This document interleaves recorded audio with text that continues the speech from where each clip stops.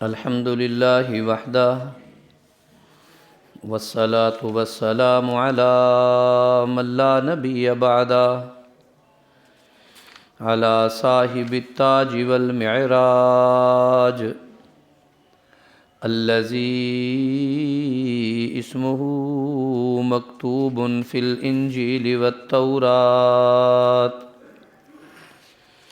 اما بعد فاعوذ باللہ من الشیطان الرجیم بسم اللہ الرحمن الرحیم السابقون الاولون من المہاجرین والانصار والذین اتبعوہم بإحسان رضی اللہ عنہم ورضوا عنہ صدق اللہ العظیم وصدق رسولہ النبی الکریم ونحن علی ذلک لمن الشاہدین والشاکرین والحمد للہ رب العالمین اللہم صلی علی محمد وعلی آل محمد کما صلیت علی ابراہیم وعلی آل ابراہیم انک حمید مجید اللہم بارک علی محمد وعلی آل محمد کما بارکت علی ابراہیم وعلی آل ابراہیم انک حمید مجید بسم اللہ الرحمن الرحیم کچھ ایک مصروفیت کی وجہ سے میرا گمان تھا کہ میں شاید یہاں وقت پہ نہ پہنچ سکوں، تو اسی لیے میں نے عزیزی عبدالقدوس مبشر کو کہا کہ آپ چلیں جمعہ بھی پڑھا دیں۔ آ گیا تو میں شریک ہو جاؤں گا، نہ آ سکا تو کم از کم نماز میں جہاں مجھے موقع ملے گا پڑھ لوں گا۔ لیکن مجھے محمدی مسجد کے علاوہ کہیں جمعہ پڑھنے پڑھانے میں گزارا تو ہوتا ہے، ذوق نہیں بنتا۔ میں سمجھتا ہوں یہ میرے بزرگوں کی کرامت ہے کہ اللہ نے دل ادھر جوڑا ہوا ہے۔ بات کی تمہید تو بند چکی ہے کہ اللہ نے ہمیں ایسا انسان بنایا، ہم انس والے ہیں اور ایک دوسرے کے ساتھ مل جل کر رہنا پسند کرتے ہیں، اور اس مل جل کر رہنے کے بھی کچھ طریقے اور اصول ہیں۔ ان طریقوں اور اصولوں کو دین کہتے ہیں۔ رہنے بیٹھنے کے جو ڈھنگ اور سلیقے ہیں ان کو دین کہتے ہیں۔ اللہ تعالیٰ نے مختلف اوقات میں مختلف افراد کے لیے دین بھی مختلف نازل فرمائے۔ دیکھیں ہماری مجلس میں جتنے لوگ ہم بیٹھے ہیں سب عمر میں ایک جیسے نہیں ہیں، سب سوچ میں ایک جیسے نہیں ہیں۔ بچوں کا اور ضابطہ ہے، وہ اب میری طرف خطیب کی طرف توجہ نہ کریں کوئی حرج نہیں، آپس میں بول بھی لیں کوئی حرج نہیں، اٹھ کے باہر بھاگ جائیں واپس آ جائیں، تو ان کی عمر اپنی ہے، ان کے ضابطے بھی اپنے، ان کا طریقہ بھی اپنا۔ اور بالکل اسی طرح جو یہاں سمجھدار عاقل بالغ شخص بیٹھے ہیں، اگر بچوں جیسا کام وہ شروع کر دیں تو ہر آدمی کہے گا خدا کے بندو تم بچے تھوڑا ہو، تمہاری پابندی تو اور ہے، تمہارا ضابطہ تو اور ہے، تم بچوں جیسے بن رہے ہو۔ تو بوڑھوں کا ضابطہ اور ہے۔ بالکل اسی طرح مجھے یہ کہنے میں کوئی حرج نہیں، جب دنیا وجود میں آئی تو انسان کو جتنا شعور تھا اتنا دین حضرت آدم کے ذریعے اللہ نے دنیا میں بھیجا۔ پھر انسان بڑھتا چلا گیا، افراد بڑھتے چلے گئے، خود حضرت آدم علیہ السلام کو اللہ نے بے شمار اولاد سے مالا مال کر دیا۔ اب انسانوں کو آگے بڑھنے کے لیے ضرورت تھی کہ ان کا نکاح کیا جائے۔ نکاح افزائش نسل کا ذریعہ ہے، یہ صرف انسانوں میں نہیں، اللہ کی ہر مخلوق میں یہی نظام ہے۔ من ذکر او انثیٰ، مذکر اور مؤنث کے بعد اللہ پاک اولادوں سے مالا مال کر دیتے ہیں۔ میری طرف متوجہ رہیں، وہی بچوں والی بات آ گئی نا، تو بچے یہ تو خدا دے گھر بیٹھے اپنا نواب ہیں، ان کی سلطنت ہی اپنی ہے ماشاءاللہ۔ تو میں عرض یہ کر رہا تھا، اب وہ نسل بڑھی، حضرت آدم علیہ السلام کی اولادوں کا نکاح ہوا، نکاح کا ضابطہ ان کا اور آ گیا۔ اب تھے تو سارے ایک ہی ماں کے پیٹ سے نکلے ہوئے اور ایک ہی باپ کے نطفے سے، اب اس شریعت میں چونکہ نسل کو بڑھانا تھا تو ضابطہ مختلف ہو گیا۔ ترتیب کیا قائم کی میرے اللہ پاک نے نکاح کی کہ آپ کو ہر سال اللہ تعالیٰ ایک بیٹا عطا کرتے تھے حضرت آدم علیہ السلام کو، اور ایک سال ایک بیٹی عطا کرتے تھے۔ جو بیٹا بیٹی متصل ہوتے، کنٹینیو جڑے ہوئے، ان میں نکاح نہیں ہوتا، ان کا حرمت ویسے ان کی ہوتی جیسے بھائی اور بہن کی ہوتی ہے، اور جن میں گیپ آ جاتا ان کے نکاح کی اجازت تھی۔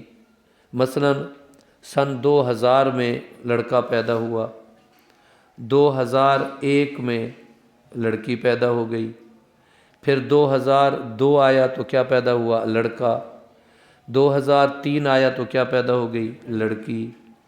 تو جو لڑکا اور لڑکی برابر پیدا ہوئے 2000 میں اور 2001 میں، یہ سگے بہن بھائی ہوتے تھے، ان میں نکاح کرنے کی اجازت نہیں تھی۔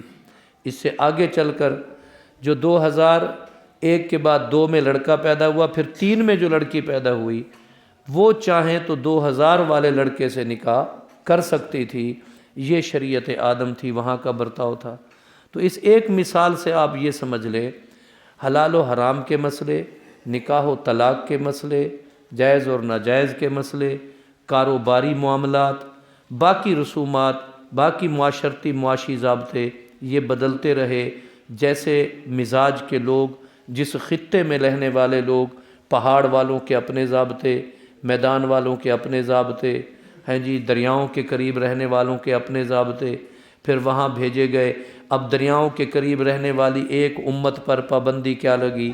ہفتے کے روز تم نے دریا کے کنارے رہتے ہوئے بھی مچھلیوں کو نہیں پکڑنا، مچھلیوں کو نہیں پکڑنا۔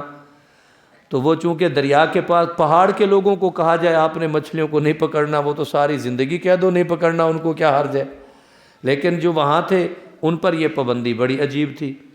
تو اللہ تعالیٰ نے ہماری بود و باش کے لیے، ہمیں دنیا میں قائم رکھنے کے لیے اور مضبوط رکھنے کے لیے، ایک اچھا اور مثالی معاشرہ قائم کرنے کے لیے ادیان نازل فرمائے، اور وہ دین وقت کے ساتھ ساتھ انسانی ضرورت اور تقاضوں کے مطابق تبدیل ہوتا رہا۔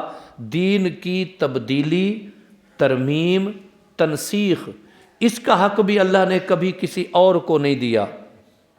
یہ بھی ذہن میں رکھیں، دین میں کسی قسم کی تبدیلی، حضرت آدم کے دین کو بدلنا ہے تھوڑا بہت، اور حضرت نوح پر اور دین بھیجنا ہے، حضرت نوح علیہ السلام کے دین کو منسوخ کرنا ہے، حضرت ابراہیم کے ذریعے اور ضابطے بھیجنے ہیں، حضرت ابراہیم کے دین میں کچھ ترامیم کرنی ہے، حضرت اسحاق، یعقوب، یوسف اور علیہ السلام اور حضرت موسیٰ، ان کو اور کتاب دینی ہے، حضرت موسیٰ والی کتاب میں ترمیم کرنی ہے، حضرت داؤد کو اور کتاب دینی ہے۔ ترمیم ہو، تنسیخ ہو، تبدیلی ہو، اس کا حق بھی دین کے معاملے میں کسی انسان کو نہیں ہے، بلکہ سننا، میں ایک لفظ کہنے لگا ہوں، اس کا تعلق عقیدے سے ہے۔ عقیدے کی بات سننا کہنا آسان نہیں ہوتی، ایک بات ذہن میں رکھ لیں۔ اس لفظ کہنے سے بھی پہلے سنیں، آپ ذرا اپنے ذہنوں پہ زور دیں، دنیا میں سب سے مشکل کام کون سا ہے؟ روزی کمانا، مکان بنانا، لباس پہننا خریدنا، شادیاں کرنا، کاشتکاری کرنا، تجارت کرنا، سیاست کرنا، سب سے مشکل کام، جس کام کو کر کے بندہ سلیقے سے کرے اور اس پہ ڈٹ جائے، قائم ہو جائے، اس کام میں آنے والی تمام تر آزمائشوں کو خندہ پیشانی سے سہ لے۔ آپ توجہ کریں، غور کریں، کتابیں لکھنا اتنا مشکل نہیں، دیوان بنانا اتنا مشکل نہیں، شعر بنانا اتنا، اشعار بنانا مشکل نہیں، عدالتی نظام اتنا مشکل نہیں، سیاسی نظام جتنا عقیدے کا اظہار کرنا اور عقیدے پہ قائم رہنا مشکل ہے۔ آپ تجربہ کر کے دیکھ لیں، یہ عقیدہ جو ہے، انبیاء کو جتنی تکلیفیں آئیں، معاشی اعتراض کسی نے کیے، کسی قوموں نے، کہ آپ غریب ہیں، ہم امیر ہیں، آپ نبی کیسے؟ لیکن وہ سطحی اعتراض تھا، اس کا جواب معقول نبی نے دے دیا۔ معاشرتی اعتراض کیے، ہمارے گھر بڑے ہیں، تمہارے گھر چھوٹے ہیں، باقی تمام اعتراضوں کا جواب بڑا آسان تھا۔ جب بھی کسی نبی نے کہا لا الہ الا اللہ، اللہ کے سوا کوئی معبود نہیں، پھر ان نبیوں کو، انبیاء کو جن آزمائشوں سے گزرنا پڑا، وہ آزمائشیں جو تھیں وہ قرآن میں بھی محفوظ ہیں، اور سچی بات یہ ہے ہم سنا بھی سکتے ہیں، آسانی سے سن بھی سکتے ہیں۔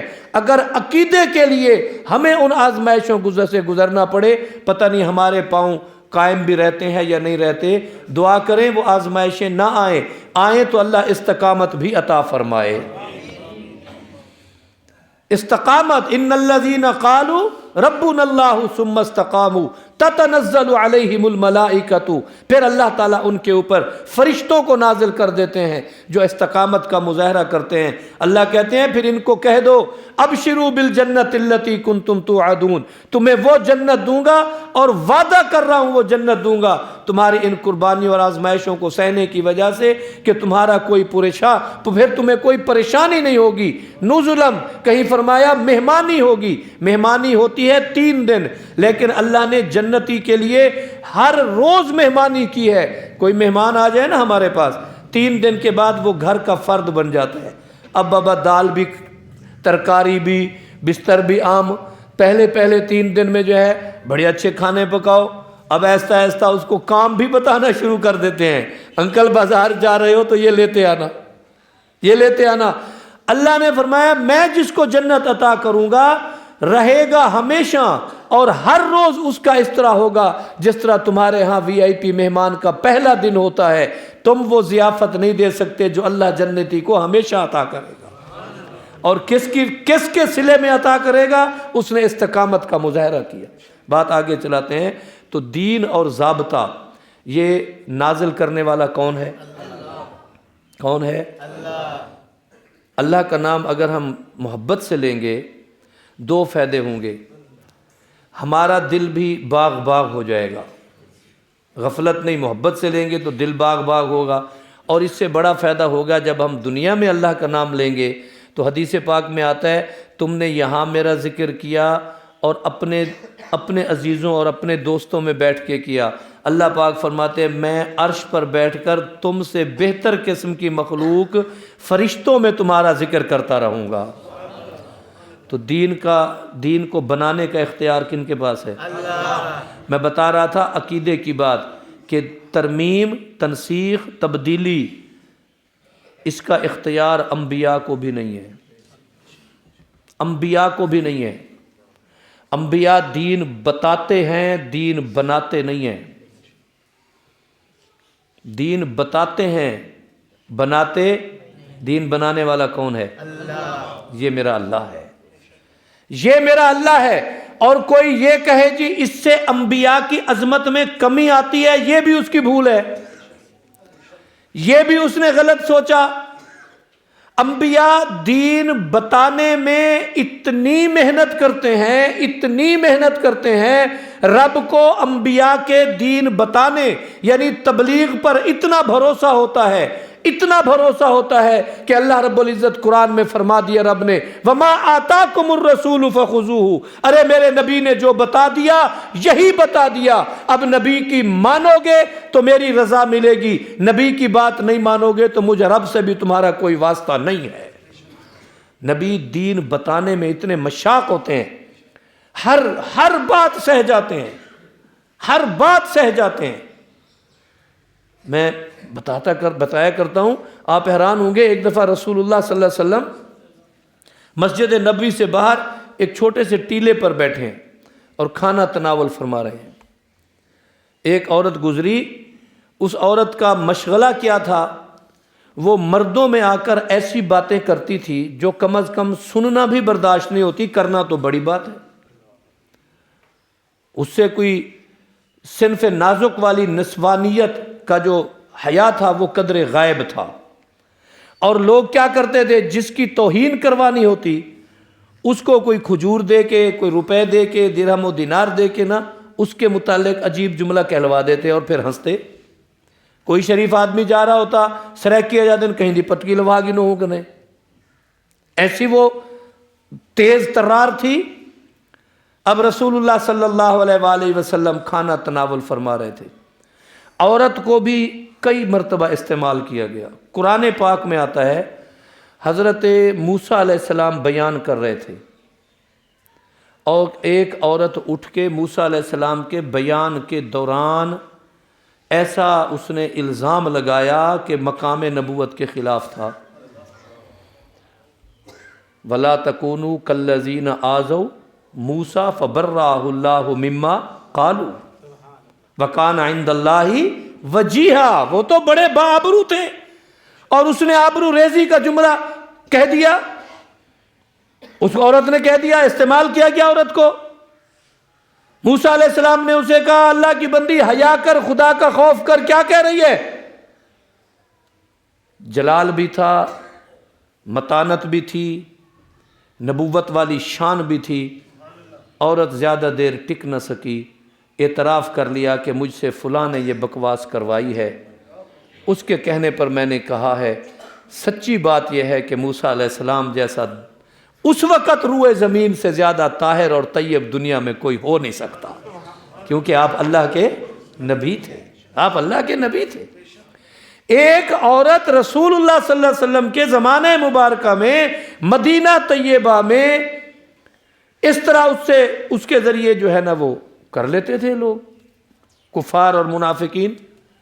اب رسول اللہ صلی اللہ علیہ وسلم کھانا تناول فرما رہے، وہ عورت گزری، صحابہ کرام کو یہ شبہ ہو گیا، بلکہ یقین کی حد تک کہ یہ گزرے گی اور کوئی نہ کوئی الٹی پلٹی بات کرے گی، نقصان پہنچائے گی، یہ تو کوئی ایسا جملہ کہہ دے گی جو کہ نبی علیہ الصلوۃ والسلام کے شایع نشان نہیں ہوگا۔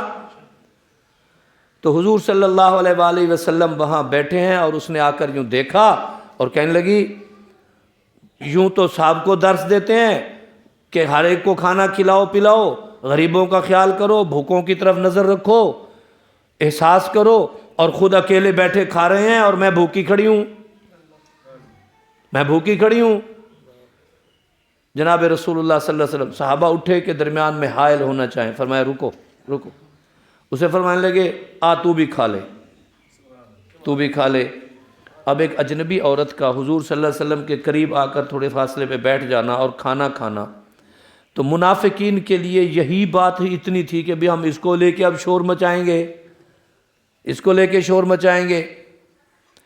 اب اس نے جب آقا علیہ الصلوۃ والسلام نے اپنی اس برتن میں سے اپنے میں سے کھانا روٹی وغیرہ نکال کے کچھ دی کہ کھا لے، تو اس نے بڑی ایک عجیب فرمائش کر دی، اس نے کہا مجھے اپنے ہاتھوں سے کھلاؤ۔ اب عورت کو ایک مرد کھلائے، مجھے اپنے ہاتھوں سے کھلاؤ۔ رسول اللہ صلی اللہ علیہ وسلم نے لقمہ توڑ کے اس کے ہاتھ میں دیا۔ اگلا کتاب میں نے پڑھا کہ اپنے منہ والا کھلاؤ۔ میرے پیغمبر کی لعاب کتنی با اثر ہے، سمرنے لگی ہے، اب وہ سمرنے لگی ہے، وہ اپنے خیال میں تو پتہ نہیں کیا کرنا چاہتی ہے، لیکن ادھر کمال ہے میرے پیغمبر علیہ الصلوۃ والسلام کا۔ فرمانے لگے اچھا اگر تیری یہی خواہش ہے تو لو یہ بھی چکھ لو۔ بس لقمے کا منہ میں جانا تھا اور نور کا پیدا ہونا تھا اور جلووں کا پیدا ہونا تھا۔ اس لیے یاد رکھنا، پیغمبر دین بناتے نہیں بتاتے ہیں، لیکن بتانے میں اتنے کامل ہوتے ہیں، اتنے کامل ہوتے ہیں، اتنے کامل ہوتے ہیں کہ رب نے اپنی اطاعت کو مشروط کر دیا کہ میری محبت اگر کرتے ہو تو نبی کی اتباع کے بعد کامل ہوگی، میری اطاعت کرتے ہو تو نبی کی اطاعت سے اطاعت کامل ہوگی، مجھ سے اگر تم اپنا قرب چاہتے ہو نبی کی غلامی کے بعد نصیب ہوگا۔ اگر تم یہ چاہو کہ ہم پیغمبر اور پیغمبر کی تعلیمات کو ایک طرف کر کے خود خدا تک پہنچنے کی کوشش کریں، یاد رکھنا یہ ناممکن ہو جائے گا۔ ہر دور کا امتی اس پر فرض ہے کہ اسی دور کے آنے والے پیغمبر کی اتباع کرے، تب اللہ کی نظروں میں ممتاز ہوگا۔ اور ہم کتنے خوش نصیب ہیں، ہم جس پیغمبر کے امتی ہیں، خدا کی قسم، مقام و مرتبہ ہو، شان و شوکت ہو، عزت و جلال ہو، وجاہت اور متانت ہو، کائنات کی کوئی خوبی روز اول سے روز آخر تک جو پیدا رب نے خوبیاں کی ہیں، ان خوبیوں کا مرکز اگر دیکھو گے تو میرے محمد کا گھر نظر آئے گا صلی اللہ۔ تو یاد رکھو ہمارے لیے دین پر چلنا ضروری ہے، قرآن اور میرے نبی کی سیرت طیبہ۔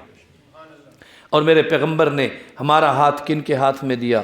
صحابہ اور اہل بیت کے ہاتھ میں رضوان اللہ تعالی علیہم اجمعین، کہ ان کے ہاتھ میں ان کے مطابق چلتے جاؤ گے تو تمہارے لیے کامیابی ہے۔ اللہ ہمیں عمل کی توفیق عطا فرمائے۔ وآخر دعوانا الحمدللہ رب العالمین۔